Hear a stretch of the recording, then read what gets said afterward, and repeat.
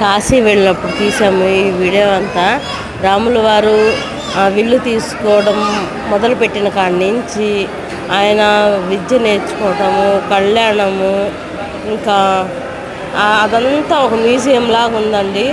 ఆయన శిష్యరికం ఎక్కడ చేశారు అవన్నీను ఒక మ్యూజియం లాగా ఉంది. ఇవన్నీ ప్రతి ఫోటో ఫ్రేమ్తో సహా తీశారు.